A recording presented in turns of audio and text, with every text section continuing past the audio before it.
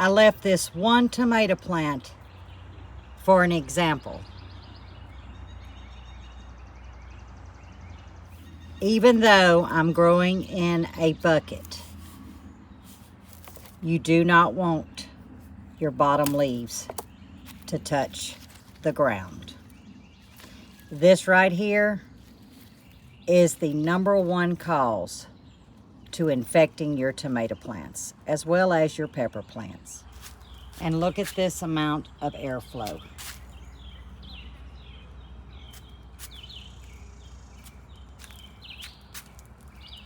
Whoops. Let's snip that right off. Let's look at this one. Plenty of airflow throughout this plant. And this is an indeterminate. Good morning, y'all. What'd you think of that?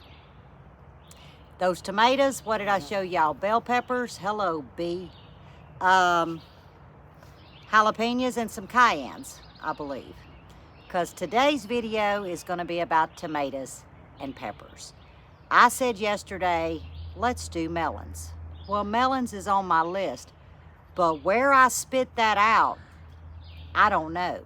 Because some of y'all that are watching are just about to start your tomatoes and peppers, or you have started. If you have, this would be something to write down for your next round, whether that be in the fall or whether that be of next year. So a few of y'all's comments, and I was like, light bulb moment, Lippy, you should be doing tomatoes and peppers. Melons are gonna be down the list. So when you saw me clip them bottom leaves off of that one tomato plant, that is the #1 key to a healthy plant. Literally, in my opinion, doesn't matter what you spray it, what you feed it, keep them leaves off the ground. Even though I'm above ground, I'm in buckets, it's still ground. And that's what's gonna house your fungus, your disease, and your bugs. So by not allowing a ladder to your plant, and that's what I call them, as a ladder, you're gonna have a better chance at a healthier plant. Now, you also saw me remove some suckers. Well, I have plenty, so I just tossed it in my compost bin. But these are 2-week-old suckers, because I actually plant a second round around August. And that carries me to mid-November, when my first frost date is expected. And our frost is usually not heavy at all. So depending on where you're at, you could actually take your suckers, transplant them into some pots, 10 to 12 days, get a good root system going, and then go ahead and put them on into your ground, raised bed, bucket, whatever the house may be. But for me, I'm hoping to hold off. I may have to, plant them sooner than later. I really don't like July, but if that's what it takes, then I'll just put them in the shade. Fine with me. So that, my friends, is like a free tomato. Just mark it. Don't do like me and let it be an afterthought and be like, which one does this go to? So yeah, don't pull a Lippy. But tomatoes and peppers, I treat them identical twins. I don't change the feeding. I don't change the feeding schedule. I treat them the same. So I don't have any seeds to start, so we're gonna pretend like we have started our seeds. We see the first 2 leaves come up, and that's tomatoes and peppers. I had a phone call, he cut me off, so where was I? Okay, let's start back over. I think I was at the seeds. I'd never had that happen, a phone call cut me off. So I don't have a seed to show, so let's pretend that we have started our seeds. However that works for you, whatever starter mix works for you. Okay, we're gonna get germination. We're gonna get those first 2 leaves. They're not true leaves, they're cotyledon leaves, meaning they have no viability. The viability is gonna be in your second set, tomatoes and peppers. That is your true set of leaves. that's when I'm gonna actually feed mine.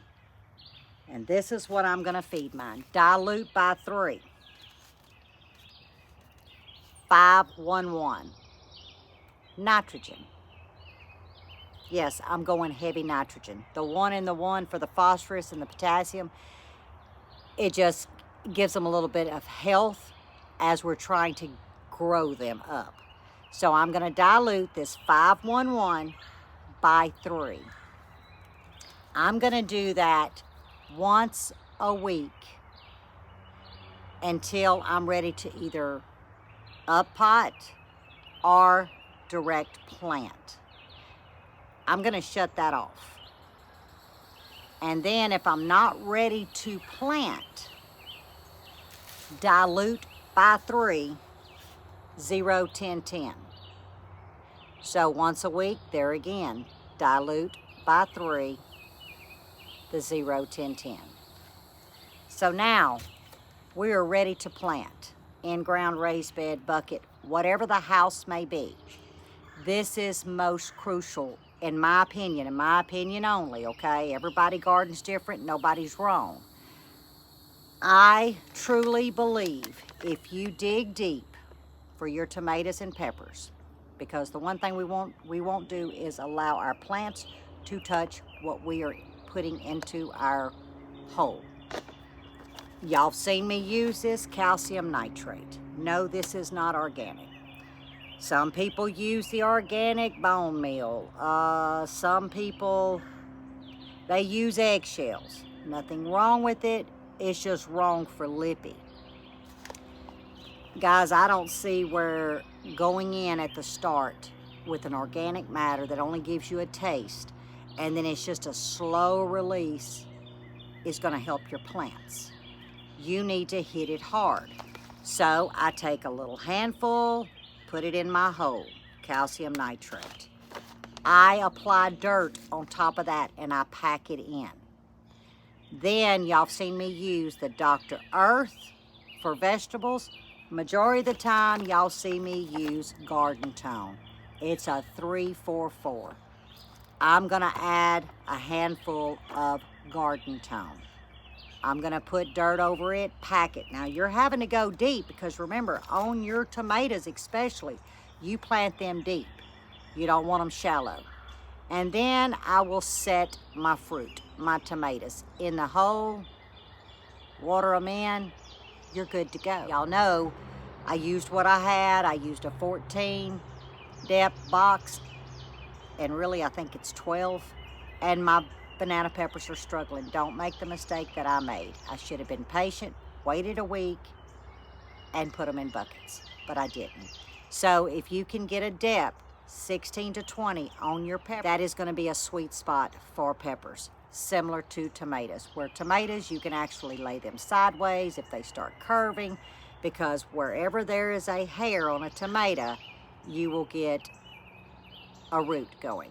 Whereas a pepper, no.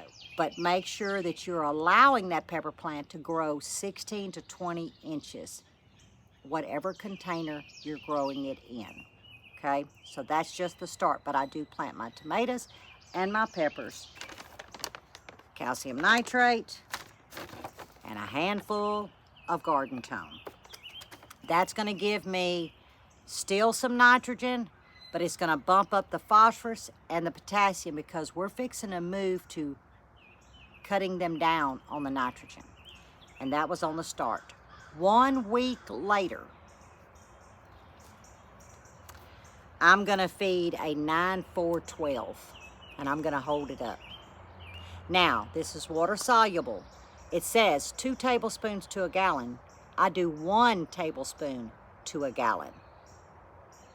So I'm cutting this by half. 1 week past you planting, this is what you need to feed. Dilute by half because I'm giving it the nitrogen. I'm dropping the phosphorus. I'm not ready for it to bloom, okay? But I'm ramping up my potassium because I need it healthy. I need it to green. I don't want it to green by nitrogen. Nitrogen is going to give girth. It's going to give height. I'm concentrating on the potassium, not the phosphorus. So if you start seeing early blooms on your young plants, I know it's going to kill you, pluck them. We're not there yet. So a week later after planting, you're using the calcium nitrate, the garden tone, dilute by half. You're going to do this the first week following. You're going to go another week and feed. So that's 2 weeks in a row, dilute by half. Now we're at the third week from the time we put it in, so we know what we are feeding. Calcium nitrate, garden tone. 7 days later, the Miracle Grow. 7 days following it, the Miracle Grow. And then we're shutting that down. We don't need that any longer, because now you've got girth of your plant. You've got the health of your plant from the potassium. Now we want to start promoting blooms. Where do you get your blooms? From the phosphorus. Now I'm talking tomatoes and peppers. I'm going to go to my more bloom 0, 10, 10. Yes, I'm keeping equal parts of the potassium as well as the phosphorus, but that's what I need. I need the blooms and I need the health. Remember I told y'all, I look at the potassium as a vitamin as humans, the health of the plant. And this is what I will do, and I will dilute by half, especially if you're growing in raised beds, containers, buckets, whatever. They require more food than if you were direct in-ground. I don't know why that is when you think of the in-ground and you've got a spread, but for whatever reason, I don't know if it's because they drain more or what. I'm sure there's a reason behind it. I'm not going to dive in to find out. I personally know that you need to feed more often. So by feeding, dilute by half, your 0, 10, 10, you're good to go. And I do this every week. Now, to keep some bugs off your plants. We're not talking squash, we're not talking black pepper paste, but to keep them off your plants, side dress at a distance. So if you're in a circular bucket, put it to the edge, very little, I mean just lightly sprinkle, because you're not worried about the little bit of nitrogen that's in here. You're still feeding it more phosphorus and more potassium. But I have found this stuff stinks so bad, no bug wants to get in it. None. This is the best stuff. This is what, because it's budget friendly, it is organic, it may be slow release, which is fine, but it stinks to high heaven, and the bugs, in my opinion, stay away. So, we're gonna recap. Handful of this, which is calcium nitrate, put some dirt on it, pack it. A little handful of garden tone. Put it in, dirt, pack it, plant your tomatoes and your peppers. Water it in. A week later, unless you're like in Arizona temps, you might have to go 4 days. But generally speaking, a week later, and it's still got plenty of moisture. Not swimming, just moisture.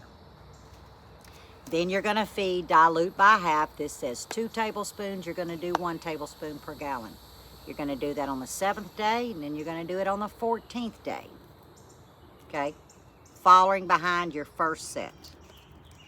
And then you're just gonna feed weekly, dilute by half because you're doing it weekly, a 0, 10, 10. So honestly, I just do a little bit of thoop to my gallon jug, and I just water it, and I do use my rain catchment when I'm doing this. Stir it, it's good. And that pretty much is my process of how I get the tomatoes and the peppers that I get. Now, I did not show y'all, and before I end, I've got to tell you, when it comes to picking, and let's use jalapenos, bell peppers, as an example. It doesn't matter if it's the same seeds you planted, same plants, each fruit knows when it has fully developed its potential. And how to know that is take your jalapeno and lift it upwards. Not jerk it, just lift it upwards. It will unsnap from the plant. That's an indication it is ready. I've got some this big, I've got some this big. That's the easiest thing. Now when you come to cayennes, they turn red or they turn yellow. I have a mixture of both because I will be making some pepper sauce. But on your bells, on your jalapenos, on your banana peppers, you will know because they will tell you. You just, in the morning, just kind of give it a lift and it'll pop right off if it has reached its potential. We're gonna try this one more time. The phone literally shut off and it's telling me low battery, so I'm gonna wrap this up. I think it ended and I'm not gonna cut it out. Your peppers, your bell peppers will tell you when they're ready. Excluding the cayennes, they turn yellow and red. We're talking about banana peppers, jalapeno peppers, bell peppers, okay? You lift that pepper up. If it falls into your hands, it has reached its full potential. There you go. If it does not give, it's not ready. So that same plant can produce a large one. The same plant can produce a medium size, say jalapeno. It will let you know if you lightly lift up, it will come off in your hands. That tells you that fruit is done. And so I go every morning, I just lift them, you know, one at a time. And I got about 15 that was ready. There's actually some that's this big that isn't ready. So you see, each one knows its viability. Each one of them knows its extent of growth. Your plants will speak to you. You just gotta be patient and really communicate with them every morning by tending to them. Kind of like getting a child up, dressed, fed, off to school or homeschool. You nurture, you tend, keep it simple. And unless, you know, nature has its own agenda, you'll have a great harvest. Can't control nature now. I know. 2 years in a row. Yeah, tornado took it out. So you can't control that. But what you can control is the nourishment and keeping it simple. You don't need to just go buy an arsenal of stuff, guys. I show y'all exactly what I use. I tell you how I use it. And that's all I can do. And I hope it helps from some of the feedback. My simple way of gardening is helping. And that's what it's about, is coming together, finding solutions to get the best harvest we can get on a budget. I know I'm on a budget, and I'm going to assume a lot of y'all are on a budget. Plus, if you're not, why spend 50 when 10 bucks works? You know, and that's how I see it. So I gotta get this thing plugged in. I gotta go work. I'll try to get it uploaded ASAP. And there won't be a video tomorrow in this playlist. We will definitely be live Friday. That's a guarantee, I can assure you. And I don't know, but melons was definitely on the bottom of the list. So I think what we're gonna talk about next would be, I don't know, herbs. How about we do some herbs? Because there is a little bit, there's a lot of difference, should I say, in herbs. And it's mainly watering and sunlight, not feeding. So to me, herbs is kind of a freebie right there. Just knowing where to place and when to water to get the best harvest you can get. So as always, stay safe, stay well, and God bless. And I will see you on the next one. We might cook tomorrow.